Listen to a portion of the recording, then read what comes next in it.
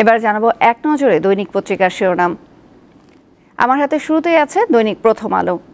তাদের প্রধান শিরোনামে আছে ব্যাংক খাতে শৃঙ্খলা ফেরানোই লক্ষ্য, আসছে বাজেট নিয়ে এটি তাদের একটি অনুসন্ধানী নিজস্ব প্রতিবেদন। তারা একটি গ্রাফিক্সের মাধ্যমে খেলাপি ঋণ সহ বিভিন্ন ব্যাংকের রিজার্ভ বিভিন্ন তথ্য তুলে ধরেছে। এর বাইরে আছে সুন্দরবন ঘিরে একের পর এক রিসোর্ট, দাকোপ, মংলা ও শ্যামনগরে কোনো নীতিমালা ছাড়াই গড়ে উঠছে এসব রিসোর্ট, বিরূপ প্রভাব ফেলছে বনের পরিবেশের ওপর, দেখার কেউ নেই। এরপর আছে দৈনিক কালের কণ্ঠ। তাদের প্রধান শিরোনামে আছে IMF এর চাপেও বাড়বে ভর্তুকি, অভিমত ভর্তুকি বাড়ালে হিতে বিপরীত হতে পারে। একজন বিশেষজ্ঞ ডক্টর আব্দুর রাজ্জাক এই কথাটি বলেছেন। এর বাইরে ব্যাটিং ঝড়েই বিশ্বকাপের শুরু। টি-20 বিশ্বকাপে গতকাল প্রথম ম্যাচে যে যুক্তরাষ্ট্র ম্যাচে ব্যাটিং ঝড় দেখিয়েছিল সেটার কথা বলেছে তারা। আরেকটি অনুসন্ধানী প্রতিবেদন আছে বান্দরবানেও বেনজিরের বিপুল সম্পদ, ভাওয়াল রিসোর্টের চেয়ারম্যান সহ 4 জনের বিরুদ্ধে মামলা।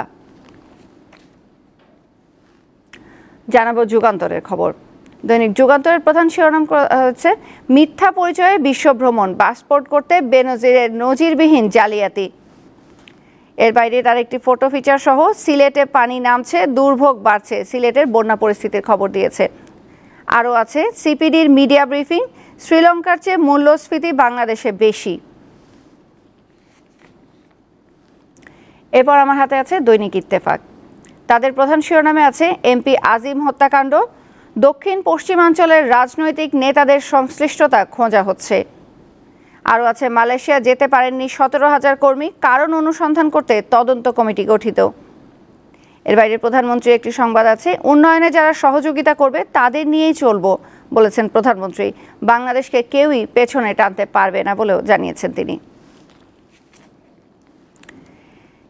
এরপর আছে দৈনিক সমকাল।